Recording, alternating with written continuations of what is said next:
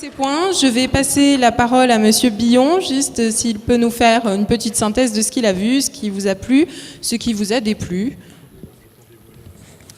30 secondes. Je vais pas dévoiler ma note. Hein.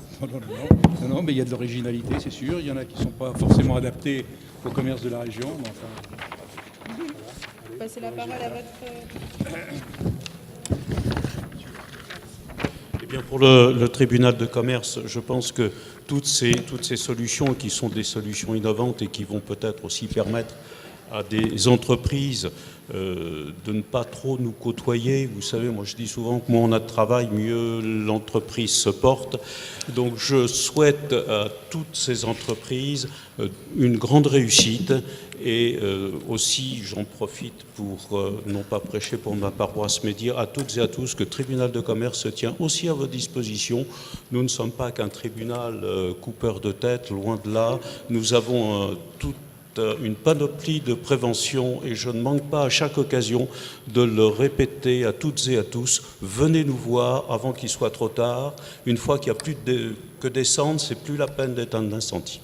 Voilà, je vous souhaite néanmoins une bonne soirée et des propos un petit peu plus positifs. merci, Monsieur le Président. Écoutez, à partir du moment où on peut apporter des solutions qui permettent aux commerçants d'avoir un chiffre d'affaires supérieur, c'est toujours une bonne solution, hein, et de faire de plus en plus des meilleures affaires.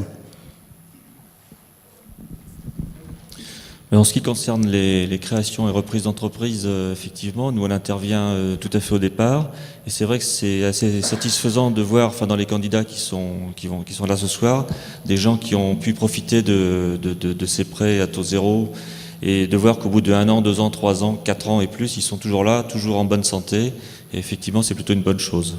Et on les encourage, sachant que les créations c'est quand même beaucoup de travail, et que quand on crée sa boutique, c'est quand même faut y aller, quoi. Donc je les applaudis et je les soutiens de tout cœur. En ce qui me concerne, en étant expert comptable, j'inviterai donc tous les chefs d'entreprise ici présents, ne serait-ce que pour faire un choix sur les solutions qui vous sont proposées, de faire appel et de solliciter l'avis de votre expert comptable, qui est avant tout non pas un comptable, mais davantage un conseiller. Et parfois, le commerçant ou le chef d'entreprise oublie et limite et réduit un peu le rôle de l'expert comptable à son métier de comptable, mais l'expert comptable c'est avant tout un conseiller. Je dirais, enfin j'ai pour habitude de dire que l'expert comptable c'est le médecin généraliste de l'entreprise. Alors n'hésitez pas aussi donc à faire appel à ces services. Voilà. Merci beaucoup. Je crois que les comptes sont faits. Nous allons pouvoir découvrir qui est le grand gagnant de ce trophée de ce soir. J'appelle donc notre ami Olivier qui va nous remettre le diplôme. Et merci. Et j'ai l'honneur de remettre ce trophée à Auberture, sous vos applaudissements, pardon.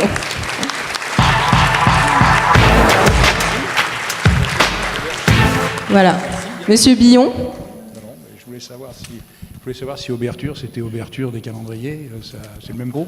Alors, je peux par curiosité. Ouais. Alors l'histoire est un petit peu longue, mais en 1984, l'imprimerie Auberture, la grande imprimerie Auberture de Rennes, effectivement produisant les calendriers entre autres, a coulé, et un entrepreneur qui s'appelle Monsieur Savard a repris la partie fiduciaire, donc l'impression des billets de banque de cette grande entreprise. Et il est reparti avec une petite équipe de 45 personnes. Et on est aujourd'hui 6500 dans le monde. Voilà. Et c'est pour tout le monde, c'est la carte à puce que vous avez dans votre portefeuille. Il y a de très fortes chances que ce soit une carte Auberture. Celle que vous avez dans votre téléphone mobile, c'est aussi une carte Auberture, à au moins 50% de chances que ce soit ça. Et puis après ça, c'est la petite division que je représente, qui sont les solutions pour le transport de fonds.